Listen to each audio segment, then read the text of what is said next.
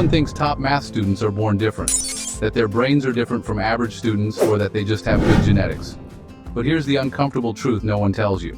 Most students fail math not because they're bad at it, but because they're playing the game wrong. Two students can study for the same 3 hours. One walks out confused, exhausted, and convinced they hate math. The other finishes faster, remembers everything, and somehow enjoys it. Same syllabus, same time, same number of brain cells. The difference isn't intelligence, it's how they train themselves for that moment. And today, I'll show you the exact system that turns average students into math gods.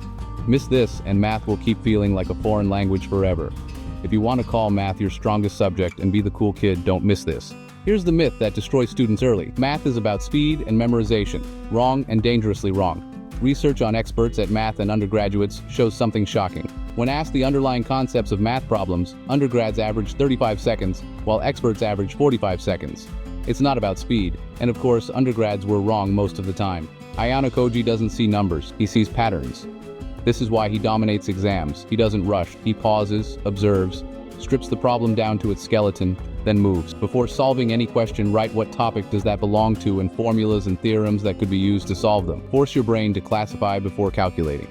You've been told, practice more questions, so you do, and somehow nothing really improves, because honestly, most students practice in comfort mode. They just solve problems they already know how to solve. That feels productive, but, it isn't. Barbara Oakley called this and other forms of passive learning that feel productive illusions of competence in her book.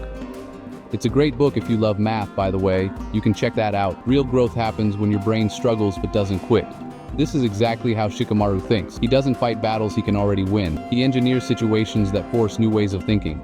If a question makes you uncomfortable, just skip it and move on. Circle that. And after you've solved an exercise or a chapter, come back and spend some time learning how to solve them or figure out why you got them wrong or what your knowledge gaps were. Analyze them and use your mistakes as feedback. Most students honestly just emotionally shut down after making mistakes. Bad move. Mistakes are like the raw material of mastery. Look at Obito. His power spike didn't come from talent. It came from concentrated suffering with direction. High performers don't avoid mistakes. They embrace. Here's what you can do. Create a mistakes log. Just one notebook to keep every math question you got wrong, with why you got it wrong, and a step-by-step solution to that problem. You can also label them by topic. Once you start doing this, you'll see your grades skyrocket, and most importantly, you'll be filling those knowledge gaps in your understanding. Here's a gap most videos never cover. Top students don't study more, they recover faster.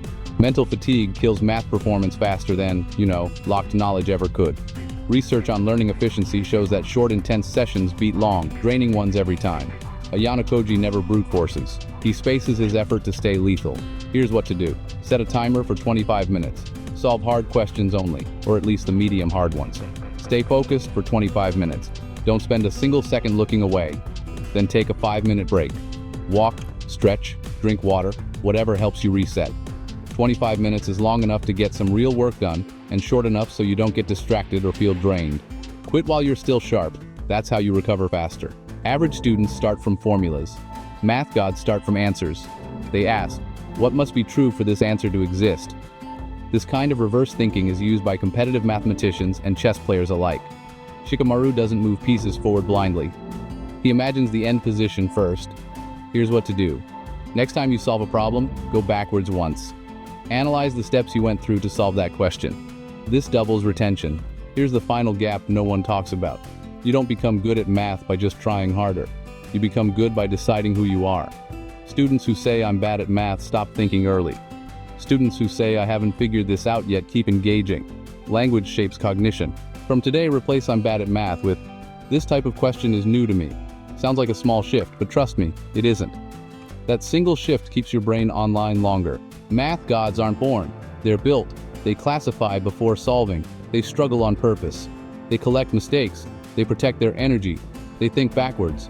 Do this for 30 days, and math stops being scary. It becomes a game you finally understand.